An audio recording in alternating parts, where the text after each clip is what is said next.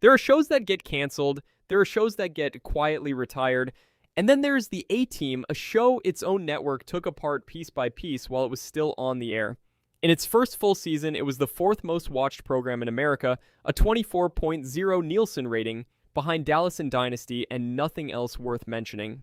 Across its first 3 seasons, it pulled between 20 and 24% of every television household in the country.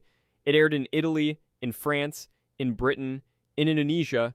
In the May sweeps of 1983, it gave NBC its best ratings in 5 years. Then, 3 things happened. The man the entire show was built around was not the man billed first, and that argument ended with 2 of the stars refusing to speak to each other for 16 weeks. A cast member was written out halfway through season 2 and has stayed silent about it for 40 years. And in November 1986, NBC killed a season it had already ordered, canceling 9 episodes that were never made and leaving the show 2 episodes short of the one number that decided what it would be worth for the next 20 years. This is the rise, the slow dismantling, and the unfinished ending of the A-Team. Let's go all the way back to 1982.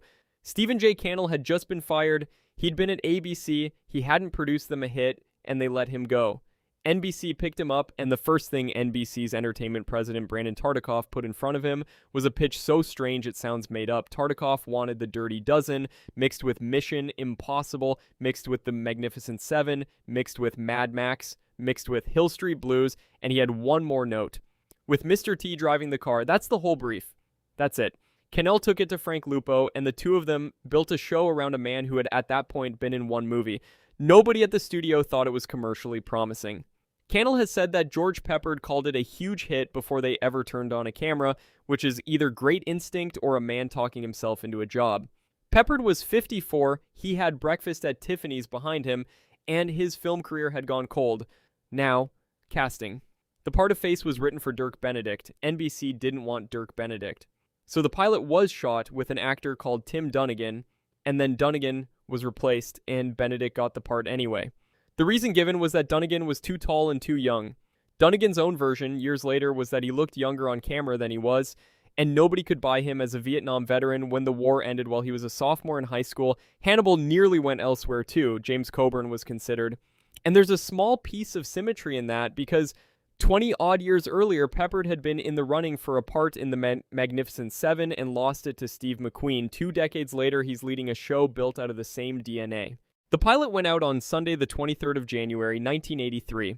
A week later, NBC put the first regular episode on straight after Super Bowl 17. It reached 26.4% of everyone watching television that night and landed 4th in the top 10. That is the single best piece of real estate on American television, and NBC spent it on a show nobody in the building believed in. It worked immediately. Season 2, 1983 to 84, the show finishes 4th in the country. Season 3, 6th. 24% of American households, week after week, watching 4 men build a tank out of a scrapyard and hurt absolutely nobody with it.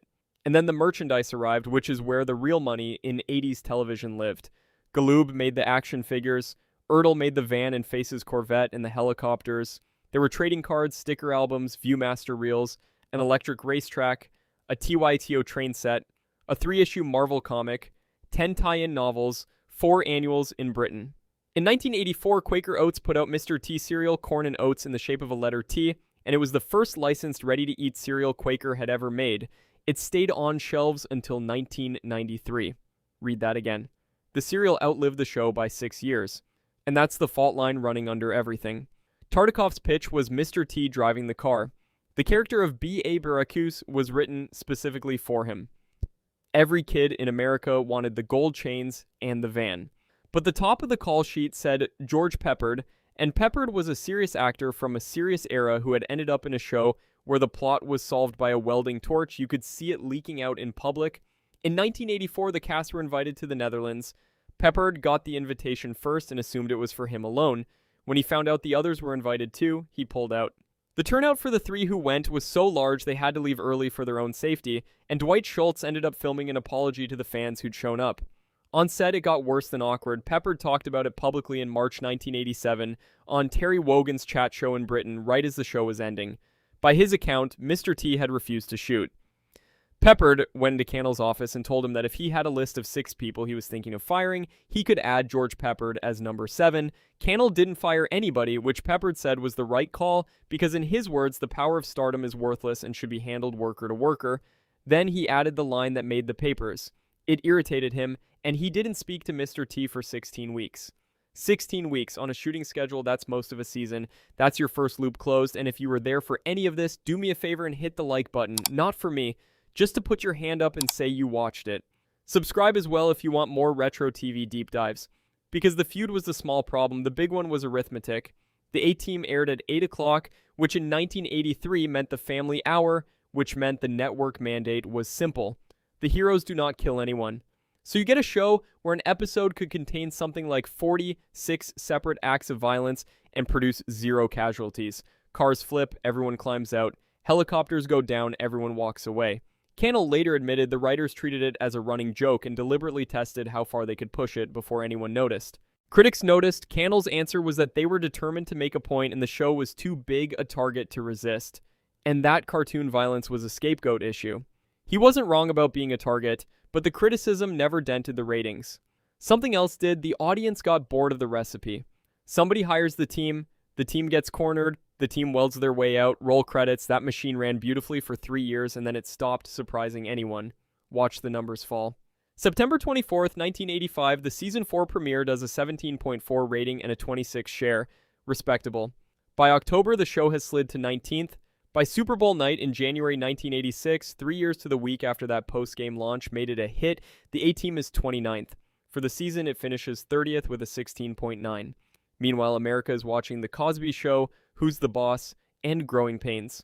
The country hadn't gone off action. It had gone off action at 8 o'clock on a school night. In February 1986, the New York Times television critic wrote that a substantial number of viewers appeared to be fed up with mindless violence of the car-chasing, fist-slugging variety. So NBC did what networks do. They rebuilt it. Season 5 throws out the entire premise. The team gets caught, they're court-martialed, and they face a firing squad, and their execution is faked so they can go to work for a CIA man called General Hunt Stockwell, played by Robert Vaughn, who dangles the pardon they'd been chasing for 4 years. New character, a special effects man named Frankie Santana. New remix theme tune. There was meant to be one more addition. Tia Carrere had appeared in the season 4 finale and was supposed to join the cast as a link back to Vietnam. She was under contract to General Hospital. The contract won, and the character was simply dropped. Here's the detail nobody mentions, and it's the one that tells you what the studio actually thought. For season 5, the show stopped finishing on film. Principal photography stayed on film, but post-production moved to videotape. That is not a creative decision. That is a company cutting the cost of a show it is no longer certain about. And then NBC took the slot. For 4 years, the A-Team had owned Tuesday at 8. That address was the show. Every habit the audience had was built around it. For the 1986 to 87 season, NBC moved a brand new legal drama called Matlock into Tuesday at 8 and moved the A-Team to Friday.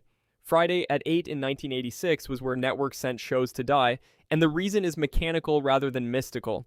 The 8 o'clock hour on a Friday is the 1 hour of the week when the audience that made the A-Team a hit, kids and teenagers and young families, is physically not in the house. And the job NBC gave it there wasn't to win. It was to warm the room up for Miami Vice at 9. The A-Team was the lead-in. Opposite it, CBS ran Scarecrow and Mrs. King, and ABC ran Webster, followed by Mr. Belvedere, both aimed squarely at the family audience that had already left. A top 10 show 3 years earlier was now doing unpaid support work on the worst night of the week. It went about as well as you'd expect. 7 episodes into Friday, the A-Team had fallen out of the top 50 entirely with a 13.3. The production was visibly scrambling. On November 14th, they aired an episode where viewers phoned in to vote on the ending. 4 days after that, it stopped mattering. In November 1986, NBC canceled the A-Team, not at the end of the season. Mid-flight. The order for the year had been 22 episodes. NBC declined the last 9 of them. 9 episodes. Scripts in progress, crew booked, a production machine that had been running for 4 years, switched off with the season half finished. There was no finale because a finale was never commissioned. The regular run ended on December 30th, 1986 with an episode called The Gray Team, in which Hannibal works out that the pardon was always a con. One leftover episode sat on a shelf until March 8th, 1987, got burned off on a Sunday, and that was the end. The A-Team never cleared their names. The story the whole show was built on just stops. And now the number. Killing those 9 episodes froze the library at 98 episodes. In American television, the traditional threshold for stripping a show, running it 5 nights a week in reruns, is 100. That's the round number the syndication market was built around, because 100 episodes gives a station 20 weeks of weekdays without a repeat and packages that hit itself for more per episode. The A-Team finished on 98. Had NBC ordered the full 22, the show would have ended on 107. Instead, the most valuable asset Universal had in action television was handed over to the rerun market 2 episodes shy of the number that market was designed for. Nobody has ever published what that cost. But the show was canceled in November, the last 9 were never made, and the total stopped at 98, and those 3 facts sit next to each other for a reason. Cannell walked straight out and had the best run of his life. In 1987, he gave the brand new Fox network one of its first hits with 21 Jump Street. And CBS got Wise Guy the same year. Frank Lupo, his partner on the original pitch, kept writing for another 2 decades and died in February 2021 at 66. George Peppard made 2 Man Against the Mob television films and a war picture called Night of the Fox. In 1992, he had surgery for lung cancer and part of a lung removed. He died of pneumonia on May 8, 1994 at 65. Melinda Culea, the reporter written out in the middle of Season 2, went on to Family Ties, Knots Landing, and Brotherly Love, retired from acting in 2001, and to this day has never publicly discussed how she left the show. That's your second loop, and I'm closing it honestly. Nobody knows. In 2006, Channel 4 in Britain got most of them into one room for a reunion special. Dirk Benedict, Dwight Schultz, Marla Heasley, Jack Ging, William Lucking, Lance Legault, Stephen J. Cannell, and Peppard's son, Christian. Mr. T didn't come. He gave a short interview and left it there. 3 years before that, a Yahoo survey of 1,000 American viewers asked which old show people most wanted back on television.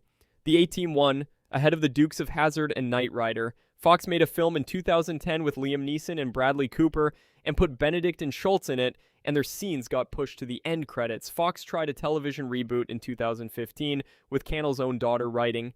It never got made. So the audience wanted it. Nobody could put it back together. Brandon Tartikoff's original pitch had 4 words at the end of it. With Mr. T driving the car, NBC built a top 4 show out of that, ran it for 4 years in the same slot, then moved it, rebuilt it, cut its budget, and switched it off 9 episodes early on a Friday night in November. The plan came together. Then, they took it apart. If you enjoyed this deep dive, give the video a like, and subscribe for more retro TV deep dives. Thanks for watching.